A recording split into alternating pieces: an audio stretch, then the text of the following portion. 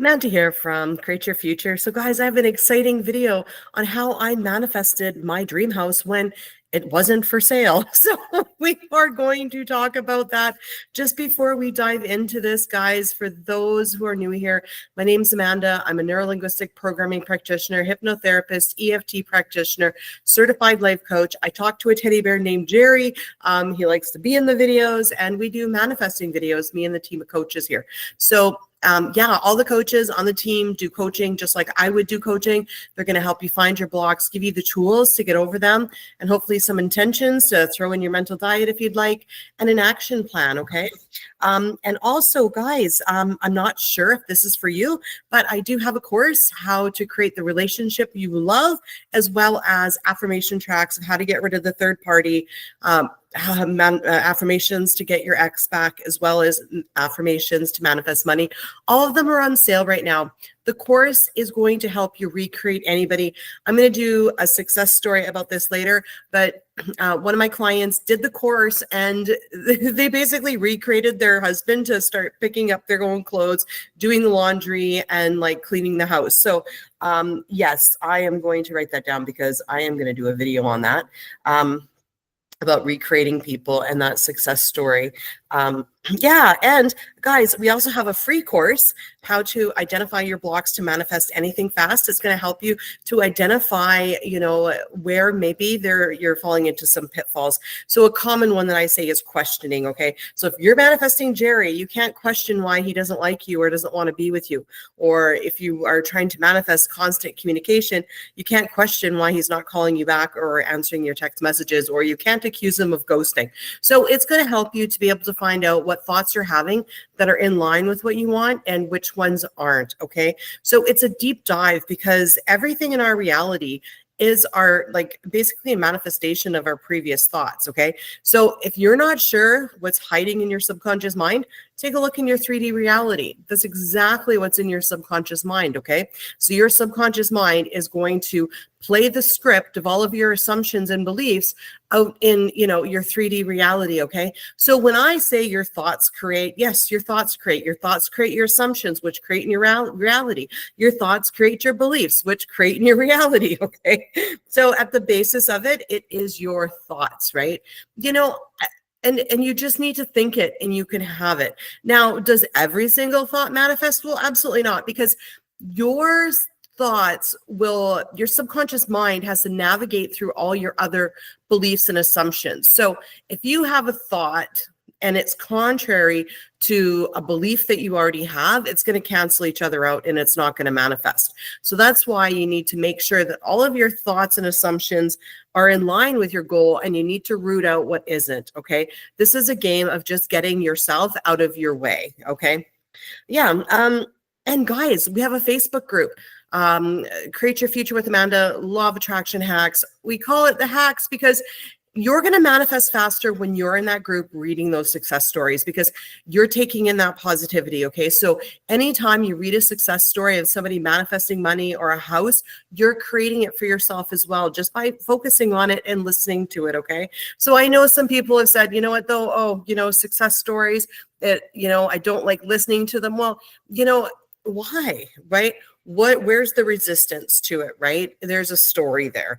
Okay. So, celebrate in other people's joy and be happy and grateful and thankful for it. And then you'll bring it to yourself as well. Okay. Yeah, I also do a video every single Friday. And if you would like me to answer your question, post it under the video as a video idea and it'll get sent to me. Or when I do a live, I answer all of your guys' questions for free. Just make sure that you're subscribed and you turn on the bell icon so you know when I go live, because it's definitely sporadic. I don't hold a schedule to that. Okay, so I'm really excited. Okay, so how I manifested my house when they told me it wasn't for sale. Okay, so basically me and Andrea were living in this basement suite, and it was time to buy a house. Okay. So we wanted to buy a house. So we're looking around for the houses. Right.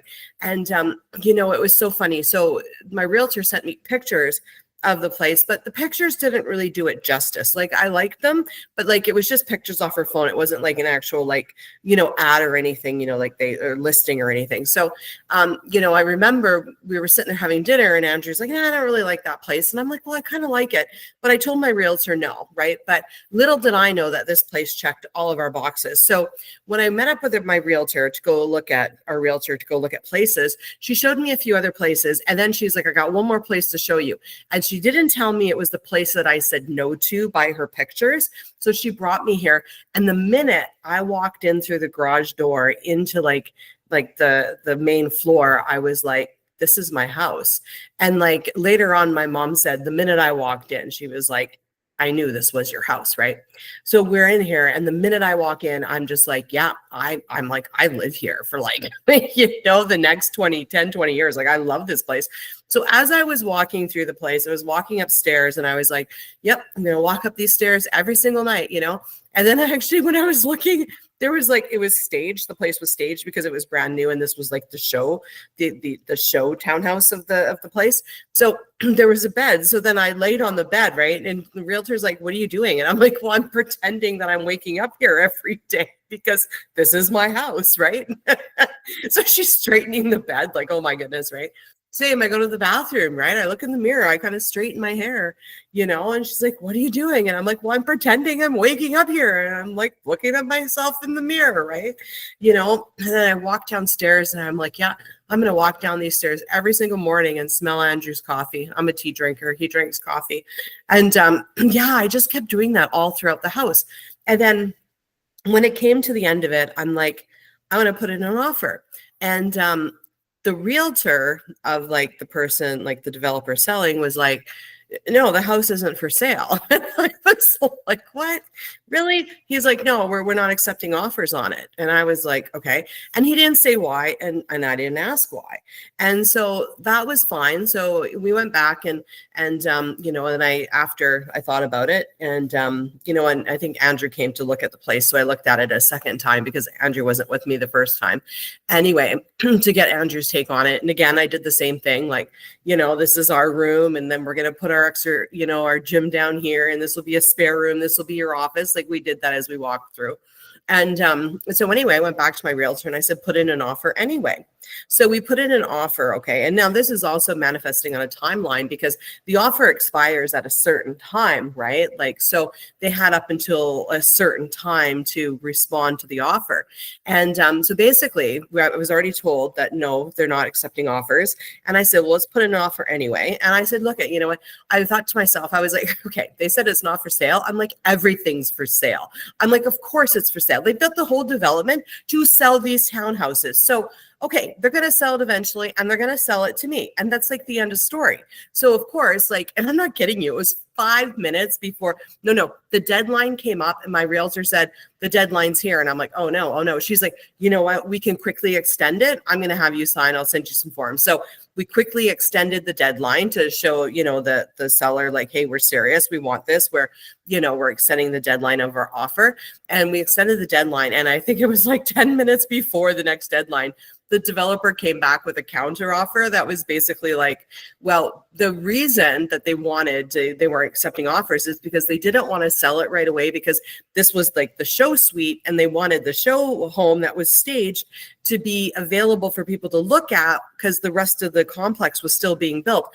And the funny thing is when me and Andrew were looking at some brand new places being built and we thought, oh no, we don't want to move in when there's construction. Like we don't want all the banging and all the noise and all the headache of having like all the building people around, right? So the funny thing is their counter offer, they were like basically like, well, okay, you can buy it, but you need to wait like 3 months until we end up selling all of the units and we finish building them before you can have it. And I was like, oh my God. I'm like, yes. And it turned out because we were making like a really long move from like basically like a couple hour drive, right?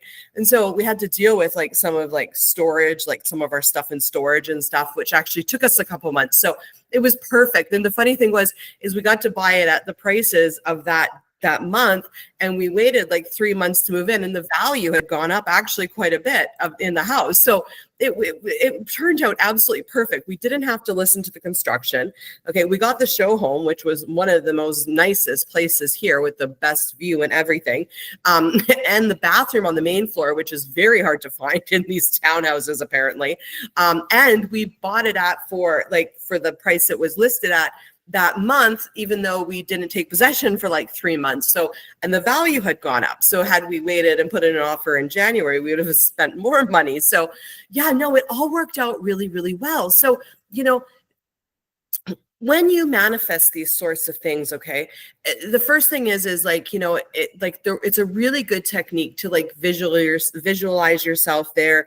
Like Neville says, the end scene of shaking, the person's hand when you get the job, going to, like The Secret says, going to the, the car lot and driving the Porsche or the Bugatti or whatever, and feeling yourself in it and feeling it real, when you're buying a house or looking at houses, like walking through the house and saying, yes, this is my house. Or when you're test driving that car, yes, you know what, this is my car. I'm going to like drive around with my husband in this. I'm going to go to groceries. I'm going to go to every craft sale, like whatever you're going to do. Right. And this is so very important. But at the same time, right, you may encounter resistance, even though you've got that end scene, right? So you need to stay the course, okay? You need to stay the course. And anything that comes up that's a circumstance, you need to go, no. So one big circumstance was, well, they told me they weren't taking offers. I was like, are you kidding? Yes, you are. Everything's for sale, And so it was like that night when we put in the offer, it was like a time crunch. Like I was on it.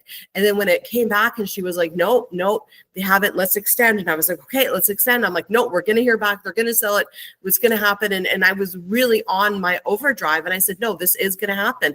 They do want to sell, they're happy to have a seller now. So now they don't need to worry about it whenever they decide to sell. You know what I mean? So you need to be on your mental diet and, take everything that shows up and go, okay, you know what? Fine. You said, no, I don't believe you. This is what I want to see instead, right? And stay the course on what you actually want to manifest. You guys have heard my parking story, right? Where I was getting free parking all the time. And then I was going to this networking event that had like at a hotel, and every hotel has paid parking unless you're a guest, okay?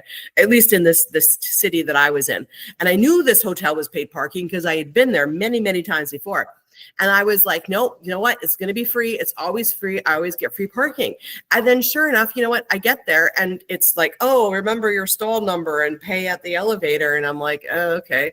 So I'm getting out, get my credit card ready. And I walk up to the pay station and there's like this regular piece of paper with printed from a printer that says, if you're like attending this networking event, parking is free. And I was like, yep, that's me. I'm attending that event, right? So, stay the course, right? So, do your end scenes, but stay on your mental diet as well. It's so incredibly important.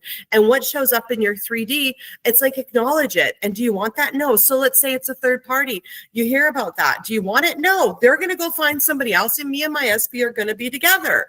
Okay. Now, if you can ignore the third party altogether and never think about them, then great. Just focus on you and your SP together. But if you're like me, where your little monkey brain wants to go and think about the SP, then give it a story. Okay. Because you're a meaning-making machine, okay? So it's like, nope, they've moved on. They've gone to be with somebody else. They've gone to find someone better because my SP is meant for me and my SP wants to be with me, okay? And everybody wants my SP to be with me. Oh, I love that one. Do you hear that, Jerry? Everybody wants your SP to be with you. Okay, guys. So yeah, I've done many videos on a mental diet. Comment down below if you would like a video on a mental diet. I hope and I intend that success story inspires you. And yeah, we'll see you in the next video. Bye-bye.